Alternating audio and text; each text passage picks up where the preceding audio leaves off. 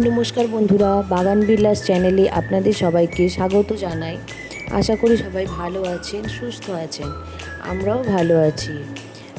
আজকে আমি আপনাদের কাছে একটা ড্রাগনের গোলাপ ফুল বানাবো। সেই জন্যে ভাবলাম যে বন্ধুদের সঙ্গে একটু শেয়ার করি। আমি এটা অনেকবার ভিডিও ইউটিউবে দেখেছি, কিন্তু কোনো দিন ট্রাই করিনি। ভাবছিলাম পারবো কি পারবো না, কিন্তু আজকে ভাবলাম একটু ট্রাই করে দেখি, পারতেও পারি। সেই জন্য একটা মাঝারি সাইজের আমি ড্রাগন নিয়েছি। ড্রাগনটাকে মাঝখান থেকে দুটো টুকরো করে নিয়েছি।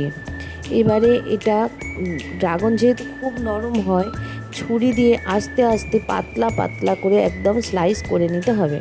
দেখুন, দেখে হয়তো বুঝতেই পারছেন যে আমি স্লাইসটা কত পাতলা করেছি। হাতে তুলে দেখাতে পারিনি, কারণ নরম ভেঙে যাচ্ছিল, ওই জন্য হাতে তোলা হয়নি। এবারে একটা একটা করে পাপড়ি সাজাতে হবে। প্রথমে একটা পাপড়ি দিতে হবে, তার গা থেকে আরেকটা করে দিতে হবে। দেখুন, আমি একটা একটা করে পাপড়ি দিচ্ছি, আপনারা দেখে বুঝতেই পারবেন। এইভাবে পাপড়িগুলো এক এক করে দিয়ে দেব। দিলে সুন্দর একটা গোলাপ ফুল তৈরি হয়ে যাবে। নিজের বাগানের, নিজের হাতে লাগানো গাছে যখন ফল হয়, সেই ফল দিয়ে যখন আমরা কিছু বানাই, তখন সেটা এত ভালো লাগে বলে বোঝানোর মতো নয়। এই গোলাপ ফুলটা দেখুন, দেখতে সত্যিই খুবই সুন্দর হয়েছে। নিজে বানিয়েছি বলে বলছি না, সত্যিই খুবই ভালো হয়েছে। আর করাটাও এমন কিছু কঠিন ব্যাপার নয়, খুবই সোজা ব্যাপার। আর শুধু জাস্ট একবার সাহস নিয়ে তৈরি করলেই হবে। খুবই ভালো লাগে দেখতে। দেখুন কি ভালো হয়েছে দেখতে।